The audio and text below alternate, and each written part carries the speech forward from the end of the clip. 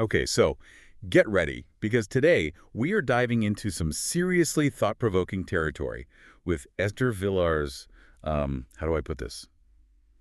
Controversial book, The Manipulated Man. Definitely a bold choice. Right.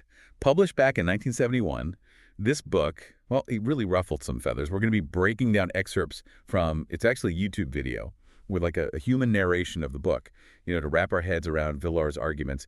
And let me tell you, she doesn't mince words. No, she certainly does not, but that's why we're here, to engage with these challenging ideas, right? Exactly. So buckle up, because Villar throws a major curveball right off the bat. Get this. She claims it's men, not women, who are the ones being manipulated in relationships. Talk about flipping the script. It's a pretty radical notion, especially for the time. Totally. And she doesn't just kind of dip her toe in the water. She dives right in, head first. Villar argues that men, and this is really the core of her whole argument, she says men are essentially conditioned from childhood. They're raised to find fulfillment, to find a sense of purpose in being providers. And that often comes at a cost, doesn't it? Oh, absolutely. Yeah. Villar would say at the expense of their own needs, their own desires, like they're so busy taking care of everyone else that they completely lose themselves. It's a theme that runs throughout her work, this idea of male sacrifice in the service of, well, her words, female comfort and security. Right. And she used this really interesting example, actually, to illustrate her point. It's so simple, but it really makes you think. She talks about, that classic scenario, the man changing a woman's tire on the side of the road. Oh, I know exactly what you mean. It's like a stock image, right? The guy's sweating, struggling with the jack. Maybe he's got grease on his shirt, and the woman's just standing there watching. Yes, exactly.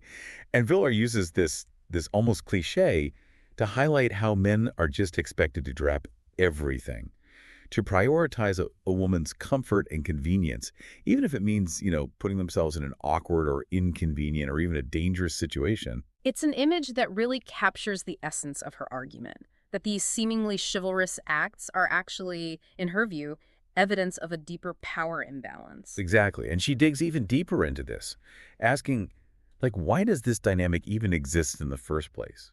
Is it, hardwired into us? Or is it something we learn? And of course, she comes down firmly on the side of nurture over nature. Yeah, she's very much a proponent of the idea that these behaviors are learned, not innate. Totally. And for her, it all boils down to, you guessed it, manipulation.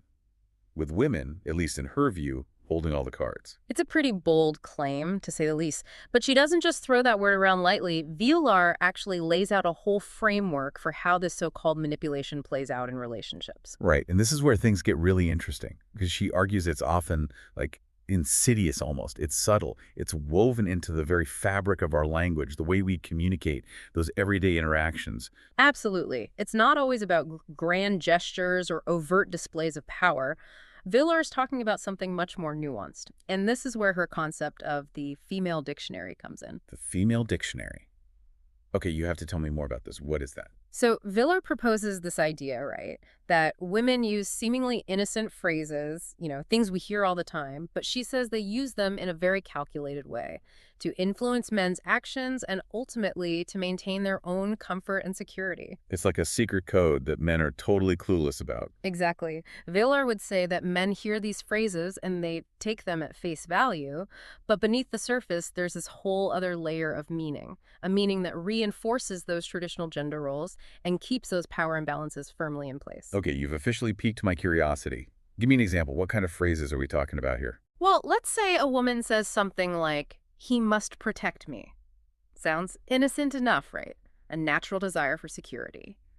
But Villar would argue that this seemingly harmless phrase actually translates to something more like, "He must protect me from all forms of discomfort," subtly implying that it's his responsibility to shield her from, anything unpleasant, even if it means putting his own well-being second. Wow. Okay, I see what you mean about reading between the lines. So you're saying even those seemingly offhand comments, those little phrases we use without even thinking, they can actually be pretty loaded.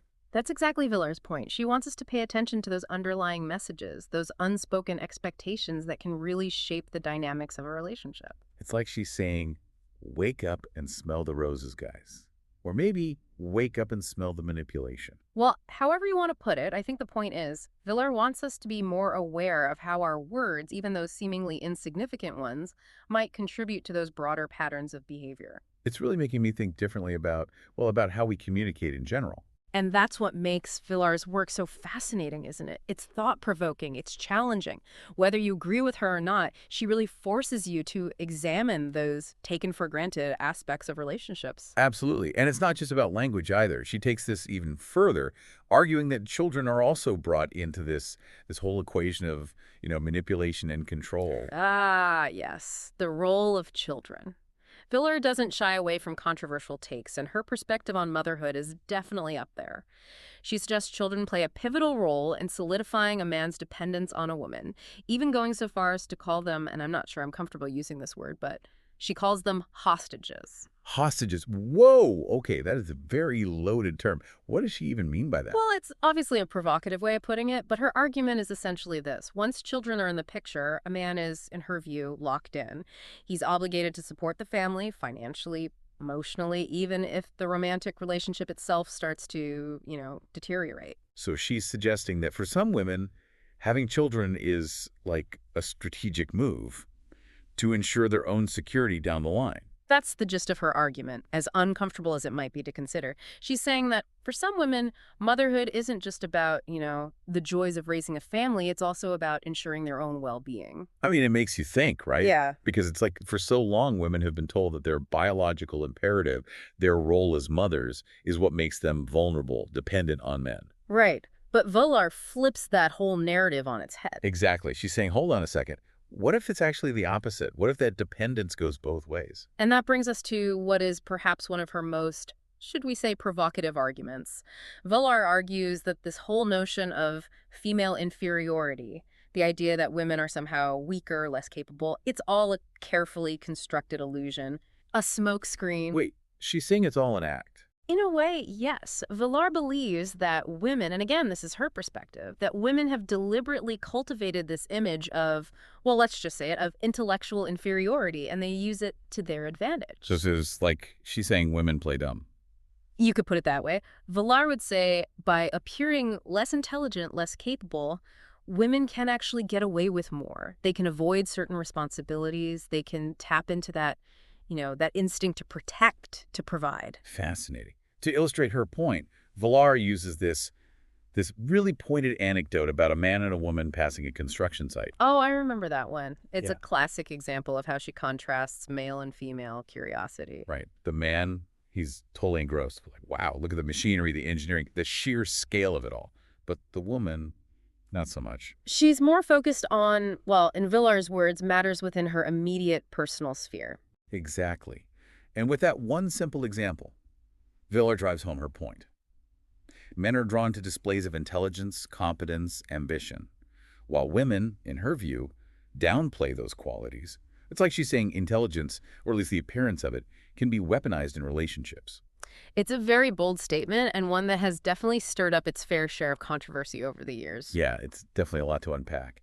And we've only just scratched the surface of Vilar's arguments. And speaking of controversial, we should probably touch on Villar's take on, the so-called emancipated woman. Let's just say she doesn't exactly paint the most flattering picture of women who, choose careers and professional ambition over those more traditional roles. Yeah, no kidding. It almost feels like she's implying that women can only find true fulfillment, like real meaning in life, through marriage and motherhood. Hmm. And anything else is just like a distraction or even a betrayal of their true nature. It's a pretty bleak outlook, to say the least. Right, and it's important to acknowledge that those are criticisms that are often leveled at Villar's work, and it's easy to see why people might react that way.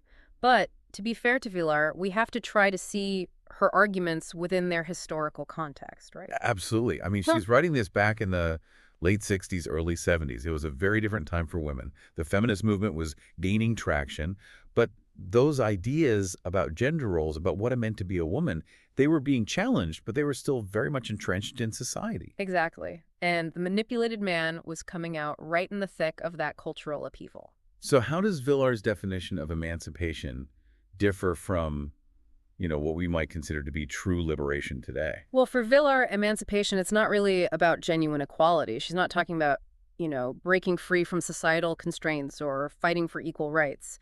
Instead, she views the motivations of these so-called emancipated women as far more self-serving. So if it's not about genuine liberation, then what's driving them, according to Villar? Well, she actually uses the word entertainment, which I know sounds a little strange. But remember, Vilar tends towards cynicism, right? She's suggesting these women, they find the working world stimulating. It's a stage for their own, manipulative tactics.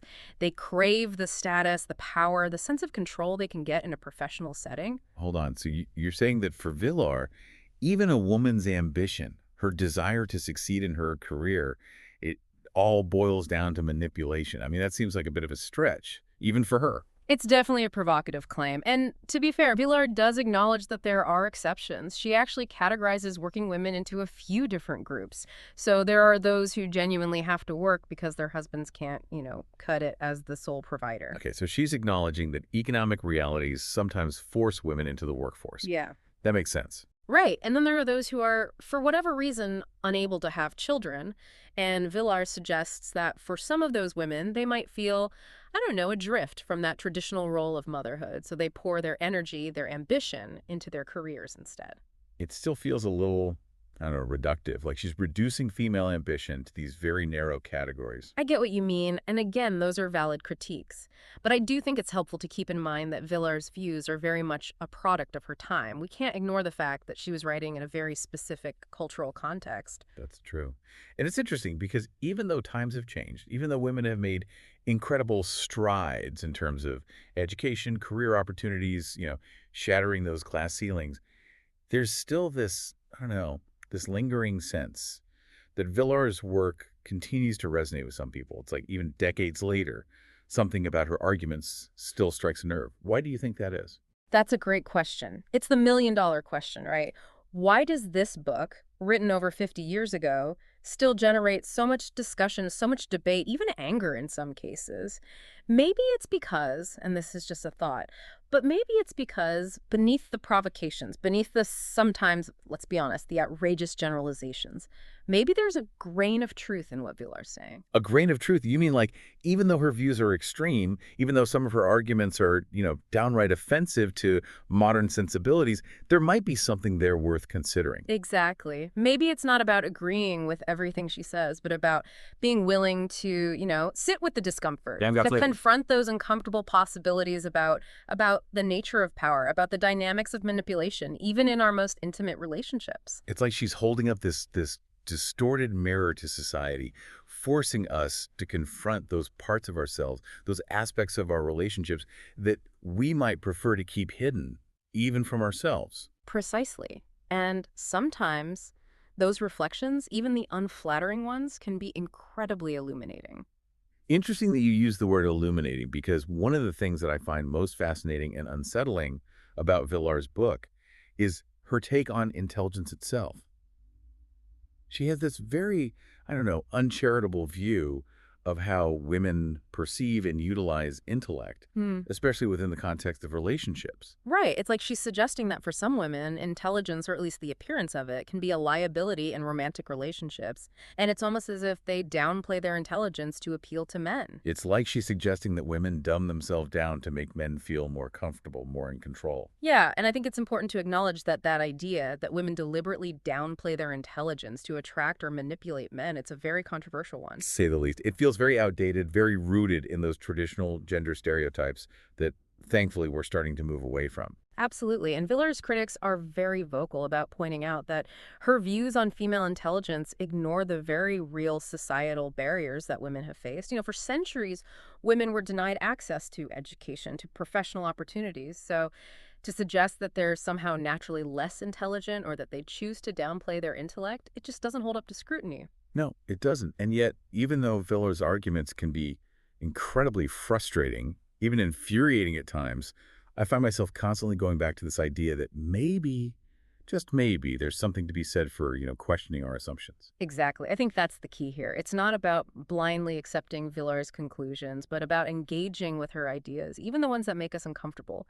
And, one of the most unsettling aspects of her work is her analysis of how these dynamics of manipulation, as she sees them, play out not just in our personal relationships, but also in those larger societal structures. Absolutely. She goes there. I mean, she takes on religion, infidelity, these really big, often taboo topics, and she doesn't hold back. Yeah, and those are exactly the areas we're going to dive into now. Like, how do these, what Villar calls manipulations, how do they show up in these bigger contexts, right?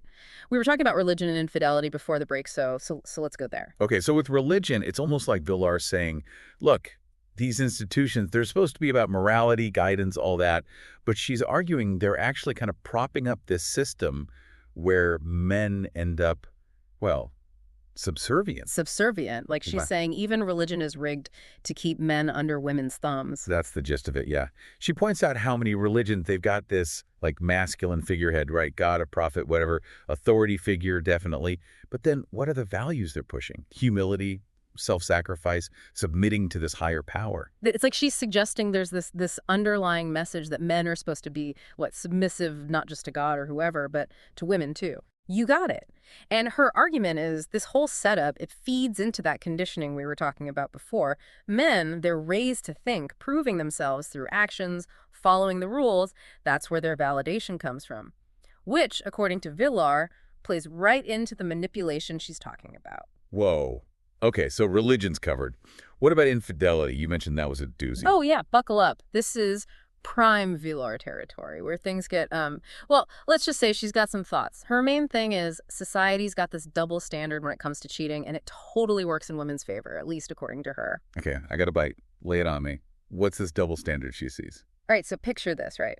Man cheats, what's everyone think? He's the bad guy, right? The betrayer, breaking vows, family's devastated, classic villain. Yeah, tracks. What's the other side of that coin? Woman cheats, totally different reaction. Suddenly everyone's looking for reasons, explanations. It's the husband's fault somehow. She's crying out for attention. The relationship was already on the rocks, blah, blah, blah.